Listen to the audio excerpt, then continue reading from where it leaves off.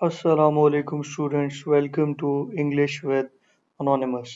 आज जो हम टॉपिक कवर करने जा रहे हैं दैट इज़ फ्रॉम ग्रामर और कंपोजिशन। अब इसमें क्या है, लिटरेरी डिवाइसेस हैं या फिगरेटिव लैंग्वेज है। सबसे पहले तो लिटरेरी डिवाइसेस होती क्या हैं। अब लिटरेरी डिवाइसेस जो हैं ये बेसिकली एनोलॉजी या कंपैरिजन होता है। अब ये कंपैरिजन किस चीज़ के दरमियान होता है कि कोई पोइट है, अगर वो अब किसी इंसान की ब्रेवरी के बारे में बात करना चाह रहा है या उसकी बहादुरी की इंटेंसिटी को शो करना चाह रहा है, तो वो उसे किससे कंपेयर करता है? शेर से, कि वो शेर की तरह बहादुर है, he is brave like a lion. अब अगेन इसमें क्या करना चाह रहा है पोइट, कि आपको किसी एक इंसान की बहादुरी की इंटेंसिटी समझाने के लिए उसे किसी दूसरी चीज़ के साथ कंपेयर कर रहा है। या हम पोइट्री में देखते हैं जब कोई पोइट अपनी बिलवेड को या अपने महबूब को रिप्रेजेंट कर रहा हो या उसकी ब्यूटी को बता रहा हो, देन अगेन वो क्या करता है, उसकी आँखों को, उसके बालों को, उसके चेहरे को वो कंपेयर करता है। वो कंपेयर किन चीज़ों से कर रहा है? चेहरे को वो चाँद से कंपेयर करता है, बालों को वो काली घटाओं से कंपेयर करता है।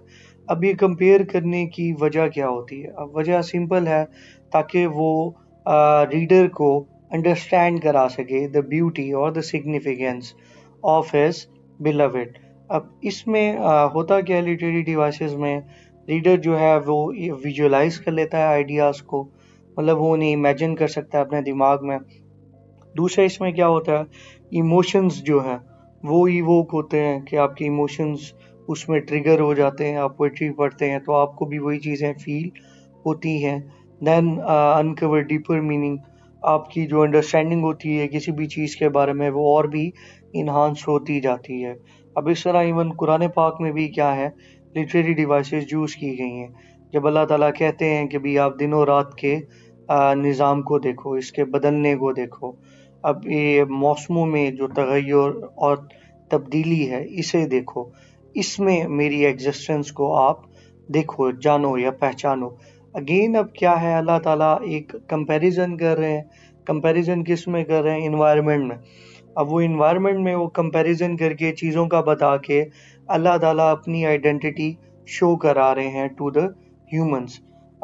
नेक्स्ट अब इसमें क्या है कि कम्प्लेक्स थीम्स जो होती हैं, जो कि बहुत ही पेचीदा आइडियाज़ होते हैं, वो भी क्या है, लिटरेरी डिवाइसेस के थ्रू आप इजीली कन्वे कर सकते हैं। मूविंग ऑन, सबसे पहले जो आपका लिटरेरी डिवाइस में आ रहा है दैट इज़ सिमिली। अब सिमिली में क्या हो रहा है कि दो चीज़ें हैं और वो क्या हैं, टोटली अपोजिट हैं या अनलाइक हैं, एक जैसी नहीं है। उन्हें हम क्या कर रहे हैं, हम कंपेयर कर रहे हैं। और कंपेयर कर किससे रहे हैं? लाइक, एज या देन से। इसमें एग्जाम्पल क्या है, he is brave like a lion. जिस तरह के एनोलॉजी के कंसेप्ट को आपको बताते हुए मैंने एग्जाम्पल दी कि अब क्या है, असद है या अली है। अगर मैं कहता हूँ कि भी वो क्या है, वो शेर की तरह बहादुर है। अब अगेन मैं क्या कर रहा हूँ, असद और शेर का कंपैरिजन कर रहा हूँ based on a quality which is common to them, which is bravery. कि उन दोनों में जो एक चीज़ कॉमन है वो क्या है? बहादुरी है। अब सिमिलरली विलियम वर्ड्सवर्थ की जो पोएम है डैफोडिल्स, अब उसकी जो पहली लाइन है, अब उसी में ही विलियम वर्ड्सवर्थ ने खुद को कंपेयर किया एक क्लाउड के साथ, और क्लाउड भी कैसा? लोनली। अब सिमिली में क्या चीज़ होती है कि जो क्वालिटी उन दोनों चीज़ों में कॉमन होती है या जिसकी वजह से हम कंपेयर कर रहे होते हैं किसी दो अपोजिट चीज़ों को, वो भी बता दी जाती है। अब जिस तरह यहाँ पे क्या बताया हुआ है, आई वॉन्डर्ड, कि भी मैं आवारा घूम रहा था। मेरे और लोनली क्लाउड में जो चीज़ कॉमन है वो ये है कि हम आवारा घूमते हैं, हम अकेले हैं या हम तन्हा हैं। या अगर ऊपर वाली एग्जांपल देखी जाए, he is brave like a lion, उस लड़के में और शेर में जो चीज़ कॉमन है दैट इज़ ब्रेवरी। अब इसे हम बोलते हैं सिमिली। अब ये सिमिली नेक्स्ट जो फर्स्ट ईयर की इंग्लिश है पंजाब बोर्ड की, उसमें इकोइंग ग्रीन में विलियम ब्लेक ने क्या किया है, children that are going towards their mother's lap, उस चीज़ को कंपेयर किया है like birds going back to their nest. कि भाई माँ की गोद और जो घोंसला है परिंदों का, उन दोनों को क्या किया है, कंपेयर किया। और वो कंपेयर करने की रीज़न क्या है, ताकि आपको बता सके कंफर्ट या rest. Moving on, next is metaphor. Metaphor और सिमिली एक ही जैसे होते हैं। अब इनमें जो मेटाफर है ये ज़रा डिफ़िकल्ट होता है। क्यों डिफ़िकल्ट होता है? क्योंकि इसमें डायरेक्ट एक चीज़ को दूसरी चीज़ के साथ कंपेयर कर देते हैं। अब इसमें जो रीडर है उसे थोड़ी सी स्ट्रगल करनी पड़ती है मीनिंग को अंडरस्टैंड करने के लिए। फॉर एग्जांपल, अगर आपको बोला जाता है या मैं कहता हूँ ही इज़ लायन, कि वो शेर है। अब इसका ये मतलब नहीं है कि उसकी 4 टांगें हैं, उसकी एक दुम है और वो जंगली जानवर है। ऐसा बिल्कुल भी नहीं। अब इसमें हो क्या रहा है कि कंपेयर किया जा रहा है एक इंसान को एक दूसरी चीज़ से। अब आप कहेंगे कि भाई लायन तो बोल दिया, लेकिन क्यों बोला है? अब वो जो रीज़न है जिसकी वजह से लायन बोला है, दैट इज़ ब्रेवरी। तो आप क्या बताएंगे? Lion is a metaphor for bravery. यहाँ पे जो लायन है वो किस चीज़ के लिए मेटाफर है? For the bravery. अब इमिली डिकिंसन की जो पोएम है, a bird came down the walk, first year में पंजाब बोर्ड के। अब उसमें है ओर्स डिवाइड द ओशन। अब इससे पहले जो लाइन है वो परिंदे की, कि जो परिंदा है वो प्रिपेयर हो रहा है to take flight into the sky. अब उसकी वो जो फ्लाइट है, अब उसे एक्सप्लेन करते हुए इमिली डिकिंसन क्या कह रही हैं कि उसके जो विंग्स हैं उन्हें ओर्स बोल रही है, और जो स्काई है या जो एयर है उसे ओशन बोल रही है। अब क्यों ओर्स या ओशन बोला जा रहा है? सिंपली शो करने के लिए कि जिस तरह ओर्स जो हैं या जो चप्पू होते हैं कश्ती के, अब वो जिस तरह स्मूथली मूव करते हैं ओशन की सरफेस पे, सिमिलरली वो जो बर्ड है उसके जो विंग्स हैं वो हवा में स्मूथली उसे लेके जाते हैं और एक स्मूथ डिपार्चर या फ्लाइट होती है। Moving on to the next device, that is personification. Personification जो है ये बहुत इजी है। इसमें क्या होता है कि जो पोइट है वो ह्यूमन क्वालिटीज दे देता है नॉन ह्यूमन थिंग्स को। अब नॉन ह्यूमन थिंग्स में एनिमल्स भी आ सकते हैं, ऑब्जेक्ट्स भी आ सकते हैं और एब्स्ट्रैक्ट आइडियाज भी आते हैं। अब इसमें क्या होता है कि भाई जो नॉन ह्यूमन थिंग्स हैं उन्हें इमोशनली चार्ज्ड बनाया जाता है, कि वो भी जिस तरह ह्यूमन इमोशंस को फील करते हैं और बिहेव करते हैं, सिमिलरली वो जो नॉन ह्यूमन थिंग्स हैं वो भी वैसे फील करें। अब इसकी एग्जांपल क्या है? विलियम वर्ड्सवर्थ की जो पोएम है डैफोडिल्स, उसमें क्या बताया गया है कि भी the daffodils were dancing and tossing their heads. अब अगेन डैफोडिल्स जो हैं लिविंग बीइंग तो हैं, लेकिन वो ह्यूमंस नहीं है, उन्हें नहीं पता कि डांस क्या होता है। But the poet is saying कि भी वो डांस भी कर रहे हैं और टॉस अपने सर को हिला रहे हैं। अब ये जो चीज़ पोइट यूज़ कर रहा है इसे पर्सोनिफिकेशन बोलते हैं। ये पर्सोनिफिकेशन कर क्यों रहा है? क्योंकि हमने लिटरेरी डिवाइस के बारे में पढ़ा कि कंपैरिजन है या एनोलॉजी है। तो अब एनोलॉजी है क्यों? अब वो जिस चीज़ के लिए होती है वो है आइडिया। अब यहाँ पे वर्ड्सवर्थ क्या शो कराना चाह रहे थे कि भी वो प्लेयर में, जॉय में वो झूम रहे हैं। इसकी इजी एग्जांपल क्या है? द क्लाउड्स वर क्राइंग, कि वो जो बादल थे वो रो रहे थे। अगेन अब ये किस चीज़ को रिप्रेजेंट करता है? ये सैडनेस को। Moving on to the next device, that is hyperbole.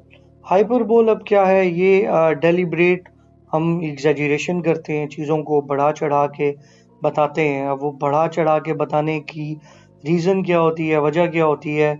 एक इंटेंसिटी का इफेक्ट क्रिएट करना या ह्यूमर क्रिएट करना। अब इसकी जो सबसे मेन बात होती है कि इसे लिटरली नहीं लिया जाता। अब वो क्या है कि मैं भूख से मर रहा हूँ या मेरा सर फट रहा है। अब इसका मतलब ये नहीं होता कि लिटरली आपका सर क्या है, फट रहा है या बर्स्ट हो जाएगा, नहीं। अब इसमें क्या हो रहा होता है कि आप अपने इमोशंस को क्या कर रहे होते हो? इंटेंसिफाई कर रहे होते हो। For example, I am so hungry I could eat a horse. अब अगेन इसमें क्या बताना चाह रहा है कि मुझे इतना ज़्यादा भूख लगी हुई है कि मैं एक हॉर्स को भी खा सकता हूँ, जो कि ह्यूमनली पॉसिबल नहीं है। बट यहाँ पे एम क्या है? To show the intensity of your emotion, कि आप शदीद आपको भूख लगी हुई है, आप हंग्री हैं, आप फेमिश्ड हैं। नेक्स्ट डैफोडिल्स की पोएम में से है, I saw 100,000 of daffodils at a glance. अब विलियम वर्ड्सवर्थ क्या कहना चाह रहे हैं कि भी मैंने एक ही झलक में लाखों डैफोडिल्स देख लिए। अब वो जो प्लेस है जहाँ पे विलियम वर्ड्सवर्थ घूम रहे हैं, जहाँ पे वो डैफोडिल्स देखते हैं, अब वहाँ पे चाहे उनके खेत भी क्यों ना लगे हुए हों, लेकिन इतना ज़्यादा तो डैफोडिल्स नहीं होंगे। हम अगर बहुत ही जनरसली एक फिगर कोट करते हैं कि भी 25,000 थे या 20,000 थे, लेकिन ऐसे तो नहीं हो सकता कि लाखों हो। अब अगेन ये क्या है, ये क्यों यूज किया जा रहा है, पोएट इन्हें क्यों यूज कर रहा है, ताकि इंटेंसिफाई कर सके डैफोडिल्स की ब्यूटी को या उन्हें एग्जेजरेट करे। Moving on to the most important literary device in the figurative language, जो कि इमेजरी है।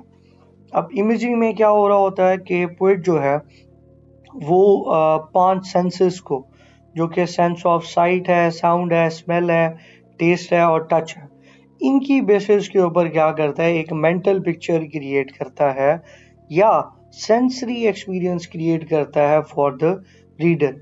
अब जिन जिन लोगों को ये एक्सपीरियंस हुआ है वो रिलेट कर पाएंगे कि जब बारिश होती है और बारिश के पहले कतरे जब वो गिरते हैं मिट्टी पे, अब मिट्टी से एक भीनी सी खुशबू आती है, एक लाइट सी फ्रेग्रेंस आती है। अब ये मेरे बताने से जिन लोगों के माइंड में वो फ्रेग्रेंस ट्रिगर हो गई है, तो इट मीन्स कि मैंने क्या किया है, एक इमेजरी की डिवाइस को मैंने यूज़ किया है और जो एक्सपीरियंस मैंने फील किया हुआ था मैंने आपको फील कराया है, क्योंकि वी बोथ आर ह्यूमंस और हम इन्हीं इमोशंस को क्या करते हैं, दोबारा ट्रिगर करते हैं। अब इसमें सबसे पहले क्या है, विजुअल इमेजरी है। ये सबसे ज़्यादा यूज़ होती है विजुअल इमेजरी, क्योंकि पोएट जब भी किसी चीज़ के बारे में बता रहा है, अगर वो नेचर के बारे में बात कर रहा है या किसी ऐसे टॉपिक के बारे में या किसी इवेंट के बारे में बात कर रहा है, देन मोस्टली वो इमेजरी के ऊपर क्या कर रहा होता है, रिलाई कर रहा होता है। अब रॉबर्ट फ्रॉस्ट की पोएम है stopping by the woods on a snowy evening.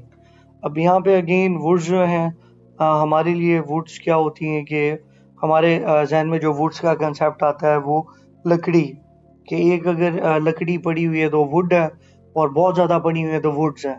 नहीं, यहाँ पे बाय वुड्स ही मीन्स फॉरेस्ट, जंगल। अब ये टाइटल जो है पोएम का, ये इन इटसेल्फ क्या है, इसमें इमेजरी है, विजुअल इमेजरी, कि आपके माइंड में वो क्रिएट कर रहा है इमेज कि भी वो क्या है, वो रुक रहा है, कहाँ पे रुक रहा है, एक जंगल के करीब, और शाम कौन सी है, बर्फीली शाम है, ये ऐसी शाम है जिसमें बर्फबारी हो रही। अब इसकी लाइन क्या है, the woods are lovely dark and deep but I have some promises to keep and long before I go to sleep. अब इसकी जो पहली लाइन है, the woods are lovely dark and deep, अब ये क्या है, वुड्स के बारे में या जंगल के बारे में बता रहा है कि वो खूबसूरत भी है, घना भी है और उसमें अंधेरा भी हो रहा है। अब अगेन ये आपकी कौन सी सेंस को ट्रिगर कर रहा है, that is visual imagery. Next आपकी क्या है, ऑल फैक्ट्री या गस्टेटरी। अब इसमें क्या होता है कि आपके जो सेंसरी एक्सपीरियंसेस हैं उन्हें एक्सप्लॉइट किया जाता है या उन्हें ट्रिगर किया जाता है। अब इसमें खालिद हुसैनी की है का नावल है द काइट रनर। अब ये अफगानिस्तान की कंडीशन के ऊपर लिखा गया है। अब यहाँ पे जब वो काबुल की चीज़ को एक्सप्लेन कर रहे होते हैं तो वो स्पाइसेस का बताते हैं। अब स्पाइसेस का क्या है, मोस्टली आप लोगों में से जब आप बाजार जाते हैं और आप पंसारी की दुकान के पास से गुजरते हैं जिसने बहुत ज़्यादा स्पाइसेस, दालें और खाने पीने की चीज़ें जो होती हैं उसने बाहर ऐसे रखी होती हैं बोरियों में। खाने पीने की चीज़ें वो नहीं जो पकी हुई होती हैं, बाय खाने पीने की चीज़ें I mean the raw things. अब जब आप वहाँ से गुजरते हैं तो आपको उन स्पाइसेस की फ्रेग्रेंस आती। अब ये फ्रेग्रेंस जो है ये अब खालिद हुसैनी इस नावल में यूज़ कर रहे हैं। देन जो डस्ट है उसके बारे में, देन ब्लड, अब उसमें फाइट्स होती हैं, लड़ाई झगड़े होते हैं, तो अगेन उसमें वो भी चीज़ क्रिएट की जा रही है। अब नेक्स्ट जो आपका है that is tactile imagery. Tactile imagery में क्या है, सेंस ऑफ टच जो है वो आपकी एक्सप्लॉइट हो रही होती है या पोएट ट्रिगर करने की कोशिश कर रहा होता है। अब इमिली डिकिंसन की जो पोएम है bird came down the walk, first year English Punjab board. अब इसमें क्या है, ही स्टिर्ड हिज वेलवेट हैट। कि उसने अपना मखमली सर जो है वो हिलाया।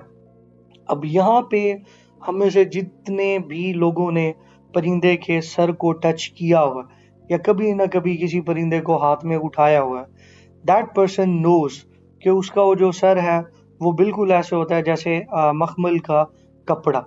अब अगेन क्या है, ये आपके लिए टैक्टाइल इमेज है कि आपको जैसे ही वो वर्ड बोला जा रहा है आप उस टेक्सचर को फील कर पा रहे हैं। To your left there is this image.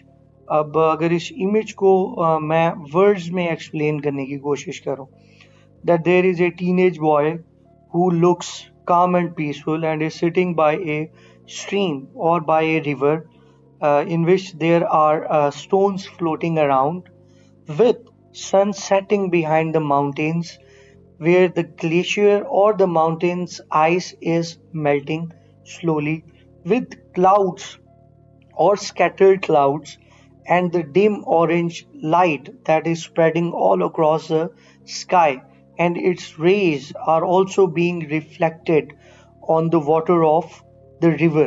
अब अगेन ये क्या है, अगर ये मैं इमेज आपको ना भी दूं और मैं आपको वर्ड्स के साथ बताना शुरू कर दूं तो 60 to 70% आप कुछ ना कुछ इस इमेज को परसीव कर लेंगे। Going on to the next literary device that is allusion. अच्छा, अब एलुजन और इल्यूजन होता है। इल्यूजन जो आई से स्टार्ट होता है वो सोहराब है, धोखा है। अब उसमें क्या होता है कि अब गर्मियों का मौसम चल रहा है, जिस तरह से आप जब ट्रैवल कर रहे होते हैं रोड के ऊपर तो आपको ऐसे लगता है कि रोड के ऊपर पानी बह रहा है।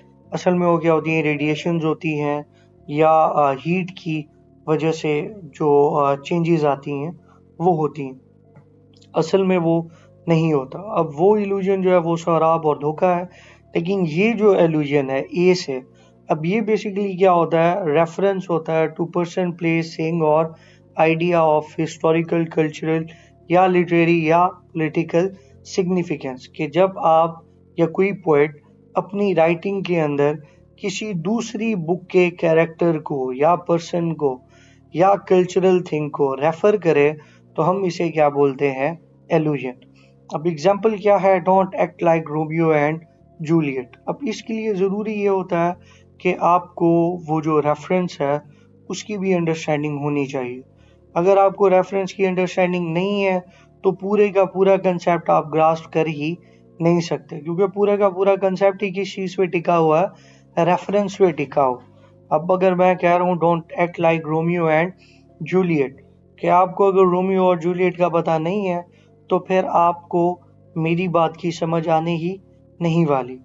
रोमियो और जूलियट क्या है, शेक्सपियर के करैक्टर्स हैं, रोमांटिक लवर्स हैं। Then moving on, faith is like Abraham at the stake. अब ये रुबायात पोएम है फर्स्ट ईयर की, इंग्लिश जो है पंजाब बोर्ड की उसमें। अब यहाँ पे जो ईमान है उसे अलामा मोहम्मद इकबाल किया है, कंपेयर कर रहे हैं like Abraham at the stake. जिस तरह हजरत इब्राहिम जो थे वो कहाँ थे, आजमाइश में थे, जब उन्हें नमरूद क्या कर रहा था, आग के अंदर फेंक रहा था क्योंकि उन्होंने बुत तोड़ दिए थे। अब जिस इंसान को या जिस बंदे को हजरत इब्राहिम की स्टोरी का पता ही नहीं है तो उसके लिए फेथ को अंडरस्टैंड करना मुश्किल हो जाएगा। अब अगेन अगर इसे वही लिटरेरी डिवाइस वाली जो डेफिनेशन है उसके साथ रिलेट करें कि अगेन ये कंपैरिजन है। अब अल्लामा मोहम्मद इकबाल बताना चाह रहे थे कि ईमान होता क्या है, तो वो समझाने के लिए उन्होंने ईमान को किससे कंपेयर कर दिया कि जिस तरह हजरत इब्राहिम को फेंका जा रहा था आग में और उन्होंने उस चीज़ के ऊपर रेजिस्ट नहीं किया। तो इस किस्म का बेसिकली क्या होता है, फेथ होता है, जो कि इंसान को अल्लाह ताला की ज़ात पे होना चाहिए। Moving on to the next literary device that is oxymoron. अब ऑक्सीमोरॉन में क्या है, दो कंट्रडिक्टरी वर्ड, ऐसे वर्ड जो एक दूसरे की तजाद है या अल्फाज मुतजाद जिस तरह से होता है दिन और रात। अब ऐसे वर्ड्स को जब हम एक साथ यूज करें तो इस लिटरेरी डिवाइस को हम ऑक्सीमोरॉन बोलते हैं। अब इसमें क्या होता है, थोड़ा सा जो रीडर है उसे जॉल डाउन करने के लिए या उसे थोड़ा सा धक्का या थोड़ा सा उसे सरप्राइज देने के लिए राइटर ऐसे वर्ड यूज करता कि रीडर जो है वो थोड़ा सा उस वर्ड के ऊपर रुके और सोचे कि इसका असल मतलब क्या है। जब वो एक्टिवली रीडर उस चीज़ में इन्वॉल्व होता है तो उसकी जो डीपर अंडरस्टैंडिंग होती है किसी भी टॉपिक के बारे में, वो और भी ज़्यादा क्या होती है, इन्हांस हो जाती है। अब अगेन इसमें क्या है, लिविंग डेड, जिंदा लाश। अगेन बंदा सोचे लिविंग अलहदा कंसेप्ट है, डेड अलहदा कंसेप्ट है, लेकिन यहाँ पे लिविंग डेड का मतलब क्या है कि भी एक बंदा जो है तो जिंदा, लेकिन he is as good as a dead person. कि भी वो मर भी गया होता तो तब भी एक ही बराबर है, उसका जीना मरना एक बराबर। कि वो जिंदा है तो तब भी वो ऐसे ही है जैसे कि मुर्दे घूम रहे होता है। सिमिलरली बिटर स्वीट, खट्टा मीठा या तीखा मीठा, अगेन इसमें क्या है, 50-50% किसी चीज का बताया जा रहा है कि भी उसका जो बिहेवियर है वो खट्टा मीठा है। मतलब क्या है, कभी अच्छा होता है और कभी क्या होता है, बिल्कुल बुरा होता है। देन क्या है, डेफनिंग साइलेंस, चीखती हुई खामोशी। अब अगेन क्या है, खामोशी एक अलग चीज है, दूसरा चीखती हुई जो है वो एक अलग चीज है। अब अगेन ये किस चीज को ट्रिगर कर रहा है कि खामोशी ऐसी है कि वो खौफनाक लगना शुरू हो गई है। To your left there is image जिसमें एक सीगल है। अब वो क्या है, वो एक साइन के ऊपर बैठा हुआ है जहाँ पे उसका आना मना है। अब ये जो सीगल है ये गैंगस्टर है और ये परवाह नहीं करता कि कौन इसके लिए रूल्स बना रहा है और नहीं बना रहा। अब ये जिस चीज से इसे कंट्रडिक्ट किया गया है वही ये चीज कर रहा है। So that is oxymoron. Going on to the next literary device, that is paradox. अब पैराडॉक्स क्या है, ऐसी स्टेटमेंट होती है जो कि सरफेस लेवल के ऊपर आपको बिल्कुल अजीब और बिल्कुल ही गलत लगती है कि वो कंट्रडिक्टरी है, लेकिन जब आप थोड़ा सा उसे उसके ऊपर सोचते हैं या थोड़ा उसके ऊपर टाइम लगाते हैं तो उसके जो डीपर ट्रूथ हैं वो आपके सामने आते हैं। अब हमने एनोलॉजी को जब डिफाइन किया तो हमने उसमें ये भी वर्ड यूज़ किया कि जो डीपर मीनिंग्स होते हैं चीज़ों के, उन्हें भी एक्सप्लोर करने के लिए लिटरेरी डिवाइसेस को यूज़ किया जाता है। अब ये जानबूझ के पोएट कर रहा होता है ताकि जो रीडर है उसकी पैसिव लर्निंग को, कि वो पैसिवली बैठा ऑब्जर्व कर रहा है, उसे थोड़ा सा झटका दे ताकि वो एक्टिवली चीज़ों में क्या हो, इंगेज हो। अब यहाँ पे एक चीज़ या आइडिया मैं बताना चाहूँगा कि जब से टेलीविज़न आया है, जब से मूवीज़ आई, तब से जो रीडर है या जो व्यूअर है वो बहुत ही ज़्यादा पैसिव हो गए। क्योंकि अब हर चीज़ जब उसके सामने एक्सप्लेन कर दी जाती है, या उसे विजुअली दिखा दी जाती है, तो वो एक्टिवली इतना इन्वॉल्व नहीं होता किसी भी चीज़ की अंडरस्टैंडिंग में। अगर वो एक्टिवली इन्वॉल्व हो जाए, then you get the deeper truths of life. फिर वो जो इंटेलेक्चुअल डेवलपमेंट है वो एक और लेवल पे चली जाती है। फिर आप पैसिव नहीं होते, आप एक्टिव रीडर होते हैं, आप इंगेज करते हैं चीज़ों में। आप एक एक वर्ड के ऊपर सोचते हैं कि पोइट ने ये वर्ड यूज क्यों किया या ये बात क्यों की।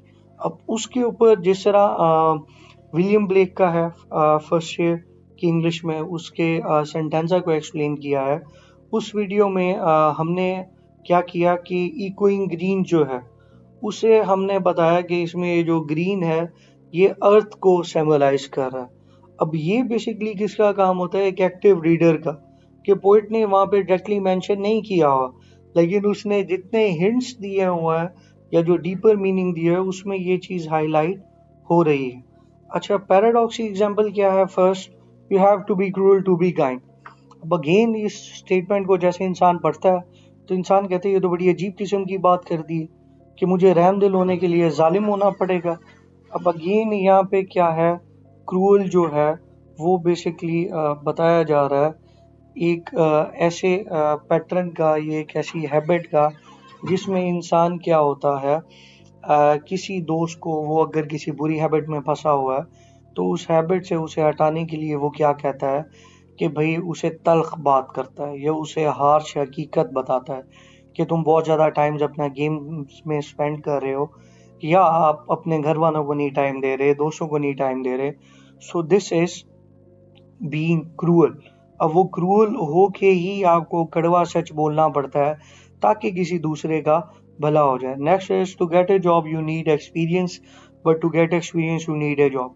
अब ये जिन्होंने यूनिवर्सिटी तक एजुकेशन हासिल कर ली है, प्रैक्टिकल लाइफ में आ गए हैं, वो इस चीज़ को एक्सपीरियंस करते हैं।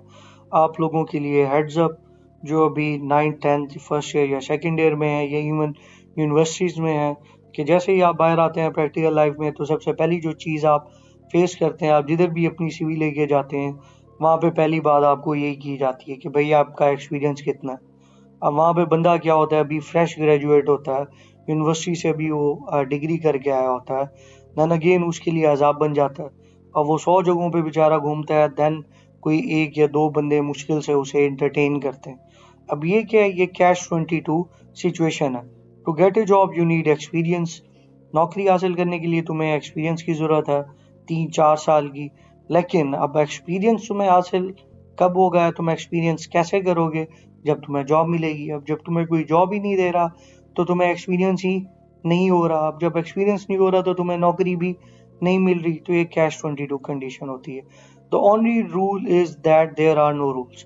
सिर्फ एक ही कानून है कि कोई भी कानून नहीं है। तो सीधा बोल देता कि there are no rules, but paradox create करना था। To your left there is image. अब एक तरफ क्या है, फेंस है, बाउंड्री है, जो कि कंटेन करती है, कैद करती है लोगों को, या पिंजरा। दूसरी तरफ उसी पिंजरे से क्या है, परिंदे बना दिए गए हैं कि वो उड़ के जा रहे हैं और वो आज़ाद है। Moving on to the next device, that is euphemism. Euphemism में हम क्या करते हैं, हार्श ऑफेंसिव और ट्रोमेटिक फ्रेजेस को पोलाइट वर्ड्स में कन्वर्ट कर देते हैं। अब अगर किसी के वालिद फौत हो गए हैं, तो अब हम ये नहीं कहते कि उसका वालिद मर गया, या वो ट्रक के नीचे आ गए, या कुछ भी, दैट इज हार्श। अब उसकी जगह हम क्या यूज करते हैं, पास्ट अवे, वो चले गए। Then there is put to sleep. अब उसमें क्या है, कोई बंदे को आपने मार दिया है, तो आप क्या कह रहे हैं कि भी उसे सुला दिया गया। इसमें जो वर्ड यूज हुआ हुआ है, यूथनाइज्ड। अब ये क्या है, ये एक ऐसी टर्म है जिसमें लोग खुद साइन कर रहे हैं कि हमें जहर दे के मार दो। अब ये वेस्ट में है, मोस्टली कनाडा में है। हमारे रिलीजन में बीइंग ए मुस्लिम ये चीज़ हराम है, लेकिन ये भी एक चीज़ हो रही है। उसे वो दिखाते कैसे हैं कि भाई खुद वो सोना चाह रहा है, बस हो गई है उसकी दुनिया से। लेफ्ट में इमेज क्या है, यू आर फायर्ड, किसी को नौकरी से निकाल रहा है। अब उसकी जगह क्या कह रहा है, आई लेट यू गो, तो मैं तुम्हें जाने दे रहा हूँ, मतलब मैंने तुम्हें आज़ाद किया, या तुम कहीं और नौकरी ढूंढ लो। That's all from my side. Thank you for listening.